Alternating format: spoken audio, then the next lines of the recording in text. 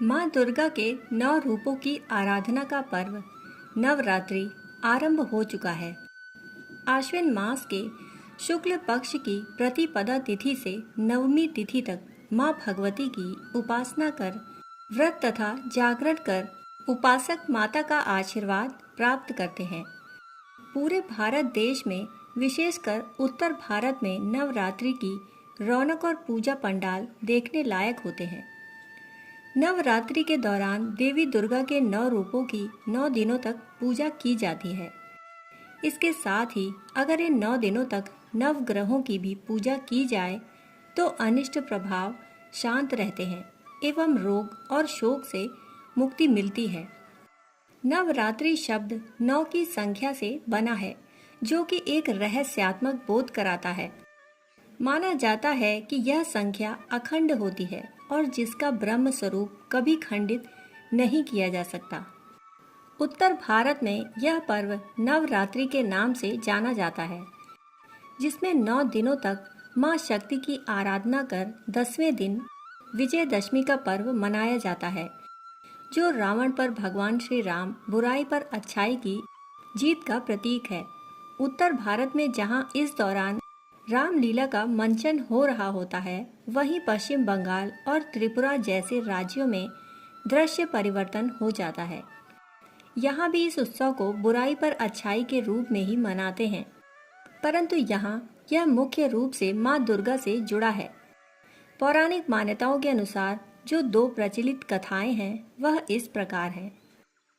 उत्तर भारत की प्रचलित कथा है, जब राजा दशरथ ने भगवान श्री राम और माता सीता को वनवास का आदेश दिया, तब एक दिन वन में रहते हुए रावण ने माता सीता का हरण कर लिया। रावण को उसके अपराध का दंड देने के लिए और माता सीता को वापस लाने के लिए भगवान राम ने रावण पर आक्रमण किया। श्री राम और रावण में कई दिनों तक युद्ध चलता रहा। श्री राम ने विजय प्राप्ति के लिए माता दुर्गा की आराधना की और 10वीं तिथि को रावण का वध किया। इसी उपलक्ष्य में विजयदशमी का उत्सव मनाया जाता है। वहीं पश्चिम बंगाल और त्रिपुरा जैसे राज्यों में यह कथा प्रचलित है। एक बार महिषासुर ने तपस्या करके ब्रह्मा जी को प्रसन्न किया। ब्रह्मा जी ने प्रकट होकर महिषासुर को वरदान मांगने के लिए कहा। तब महिषासुर ने अमर होने का वरदान मांगा। इस पर ब्रह्मा जी ने उत्तर दिया कि जो इस संसार में आया है उसकी मृत्यु भी अवश्य होगी, इसलिए चाहो तो कोई दूसरा वरदान मांग सकते हो। तब महिषासुर ने बहुत सोचा और कहा, मुझे यह वरदान दीजिए कि मेरी मृत्यु केवल एक स्त्री के हाथों ही हो। तब ब्रह्मा जी तथास्तु कहकर अंतर्ध्यान हो गए। महिषासुर सोचने लगा कि एक स्त्री भला मेरा क्या बिगाड़ सकती है, अब तो मैं अमर हो गया। उसने सारे देवताओं को अधिकारहीन और पराजित करके स्वर्ग से निकाल दिया। सभी देवता एकत्रित होकर भगवान विष्णु और भगवान शिव के पास गए। महिषासुर की ऐसी करतूत सुनकर उन दोनों ने बड़ा क्रोध प्रकट किया। तब उनके शरीर से एक तेज निकला।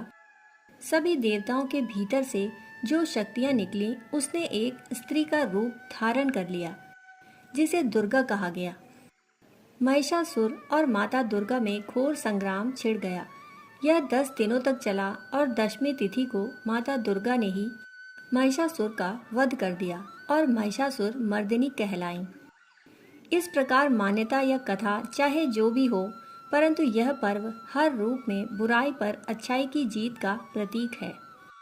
विभिन्न कामनाओं के लिए अधिकतर लोग नवरात्रि में माँ दुर्गा के 9 स्वरूपों की आराधना और पूजन करते हैं। आइए जानते हैं इन 9 रूपों की कथा और इनके बारे में। नवरात्रि के प्रथम दिन माँ शैलपुत्री का पूजन किया जाता है।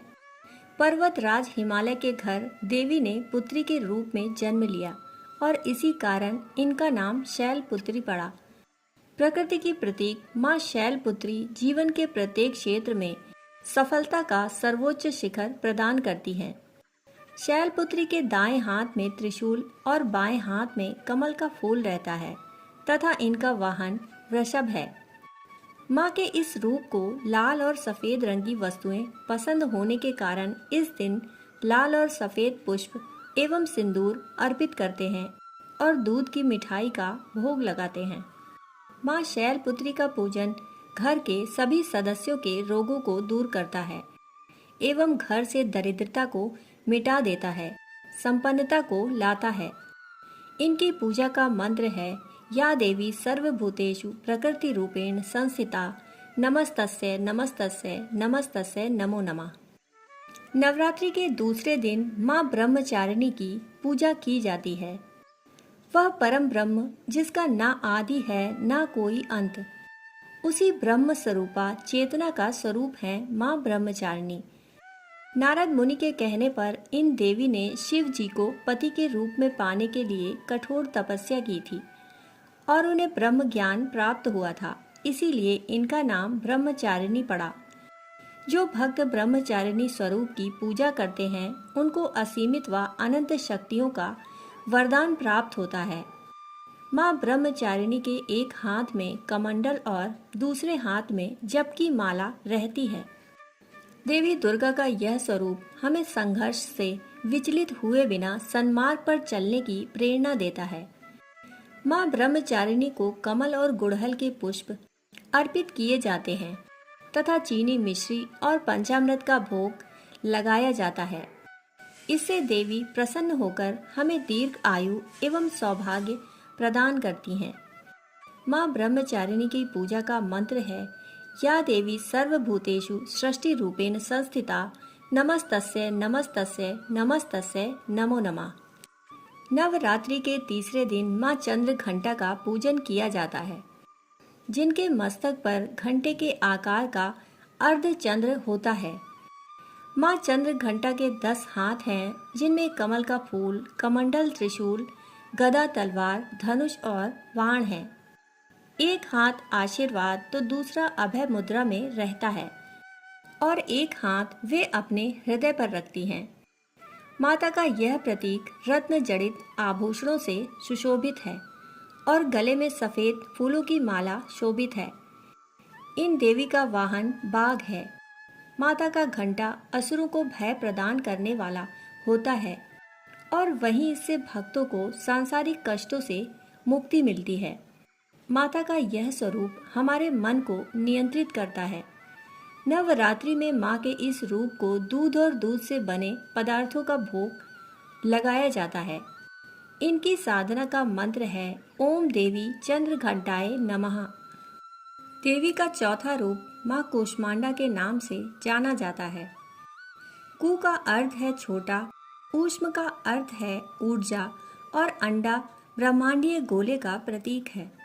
हिंदू धर्म की मान्यता के अनुसार जब ब्रह्मांड में अंधकार छा गया था, तब इन देवी ने अपनी मंद मुस्कान से पूरे संसार में उजाला कर ब्रह्मांड का निर्माण किया और तभी से इन्हें कूष्मांडा कहा जाता है। ऐसा माना जाता है कि इन देवी का निवास सूर्य लोक में है, क्योंकि उस लोक में निवास करने की क्षमता केवल इन्हीं के पास है। माँ कूष्मांडा की 8 भुजाएं हैं, जिनमें से 7 भुजाओं में वे कमंडल, धनुष, बाण, कमल का फूल, अमृत कलश, चक्र और गदा को धारण करती हैं और 8वें हस्त में सर्व सिद्धि और सर्वनिधि प्रदान करने वाली जपमाला सुशोभित है। नवरात्रि के चौथे दिन देवी कूष्मांडा को मालपुए का भोग लगाया जाता है और उनकी कृपा प्राप्त होती है। माता का यह रूप बौद्धिक विकास के लिए लाभदायक है। इनकी पूजा का मंत्र है, या देवी सर्वभूतेषु तुष्टि रूपेण संस्थिता नमस्तस्यै नमस्तस्यै नमस्तस्यै नमो नमः। वीडियो के इस भाग में हमने नवरात्रि की कथा तथा नव दुर्गा के 4 रूपों के विषय में जाना। देवी दुर्गा के 5 और रूपों के विषय में जानने के लिए मिलते हैं अगले वीडियो में। तब तक के लिए धन्यवाद।